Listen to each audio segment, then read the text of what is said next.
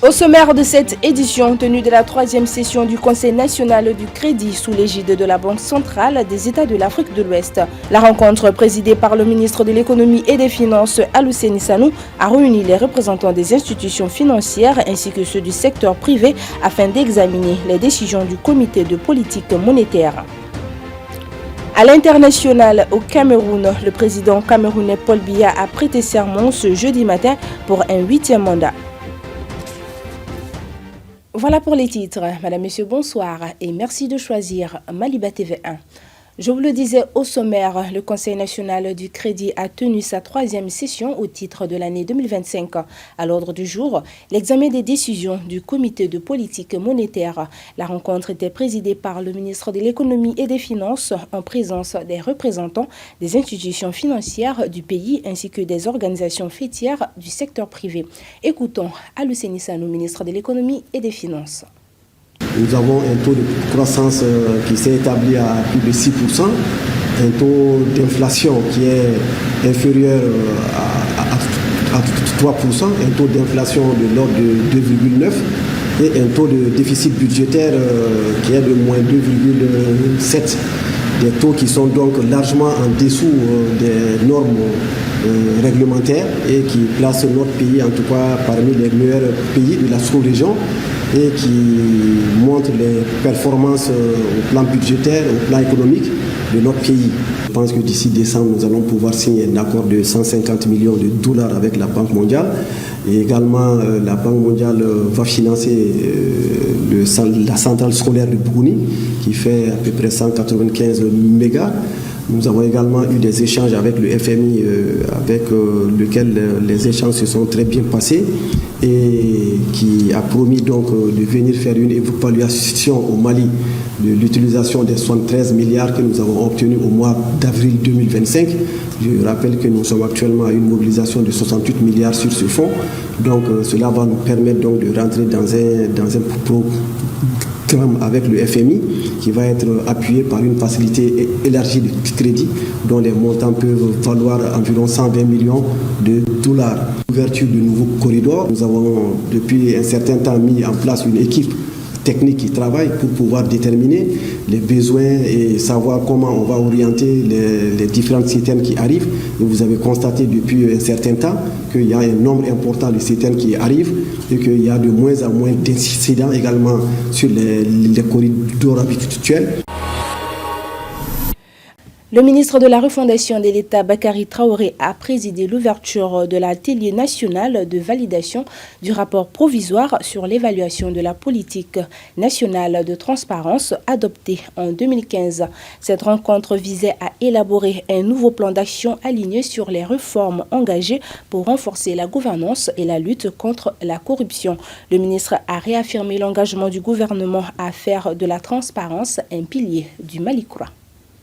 Après une décennie d'application de la politique nationale de transparence et suite à l'expiration du premier plan d'action, il est apparu nécessaire de procéder à l'évaluation de sa mise en œuvre et d'élaborer un nouveau plan d'action en tenant compte de l'évolution du contexte marqué par un processus de refondation de la gouvernance. Au terme de cette mission d'évaluation, des recommandations suivantes ont été faites en vue d'assurer la transparence.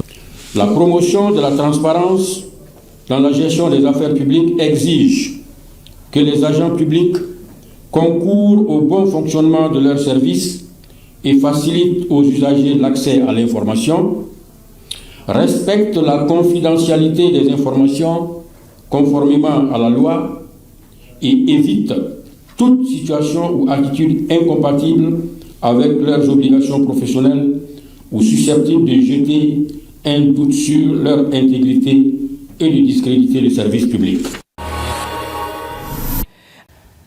Le Mali a pris part ce mercredi 5 novembre 2025 à Doha au deuxième sommet mondial sur le développement social avec la participation de Madame la ministre de la Santé et du Développement social, colonel Assamba Diallo Touré. Porteuse du message du président de la transition, elle a réaffirmé l'engagement du Mali en faveur d'un développement durable, équitable et centré sur l'humain tout en appelant à des actions concrètes et à des partenariats équilibrés pour faire face aux défis sociaux, économiques et sécuritaires actuels du pays.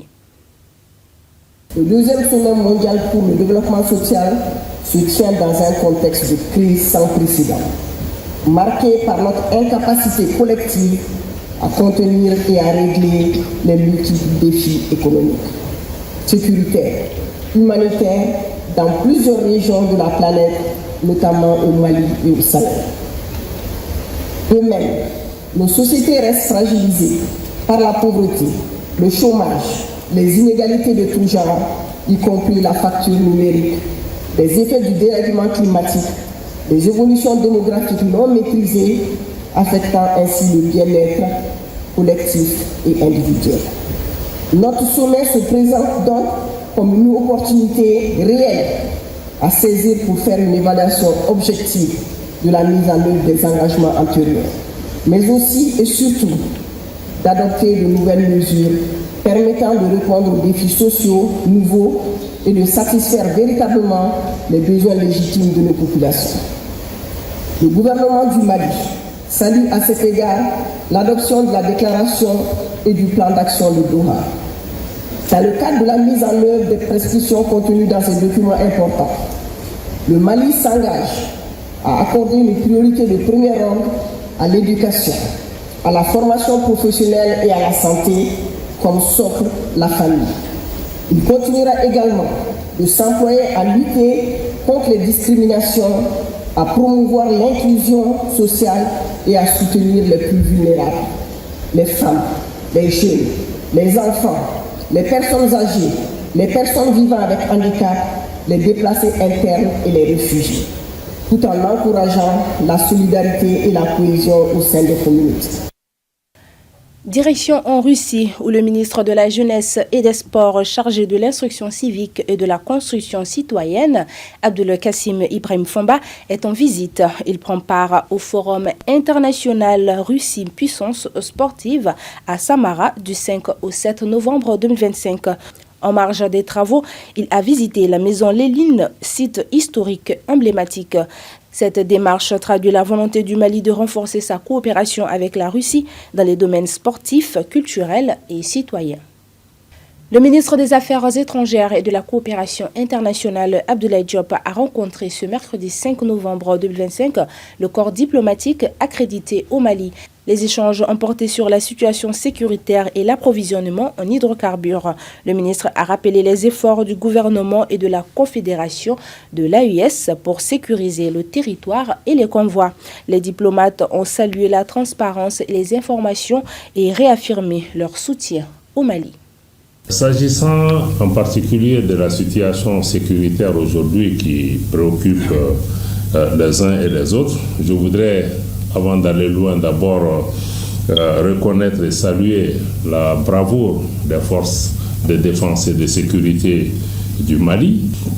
Et dans ce contexte sécuritaire en particulier, le Mali a fait le choix de continuer à travailler pour la mutualisation de nos efforts de défense, notamment dans le cadre de la force unifiée de la Confédération des États du Sahel, où des efforts importants sont faits pour pouvoir inverser la tendance tout en gardant la porte ouverte pour une collaboration avec des pays voisins qui le souhaitent pour que nous puissions œuvrer ensemble sur le plan de la défense et de la sécurité. Nous souhaitons une plus grande coopération, une plus grande transparence, une plus grande concertation de votre part. Sur la situation particulière que ce qui est convenu d'appeler pénurie des produits pétroliers, qui est une pénurie créée, parce qu'en réalité, on n'a pas failli par rapport à nos capacités de pouvoir importer ou exporter ou mettre ces produits à la disposition des Maliens,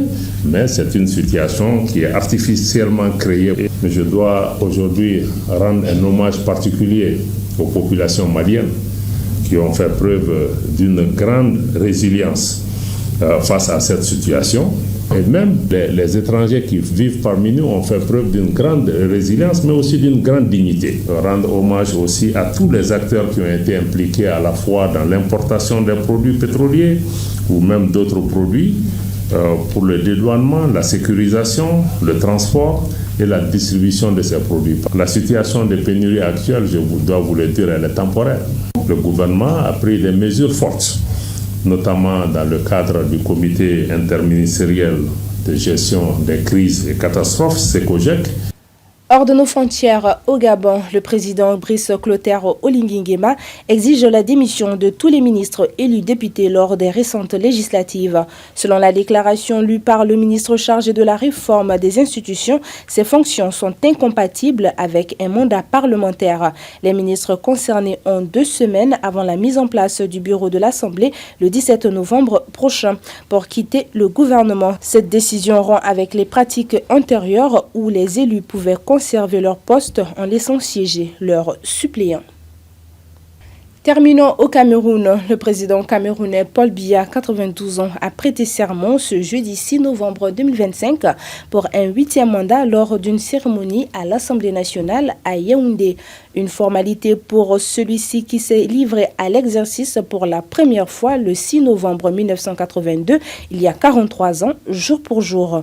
Réélu avec 53,66% des voix selon les résultats officiels, sa victoire est contestée par Issa Chiroma Bakari, deuxième du scrutin qui avait appelé à des villes mortes du 3 au 5 novembre.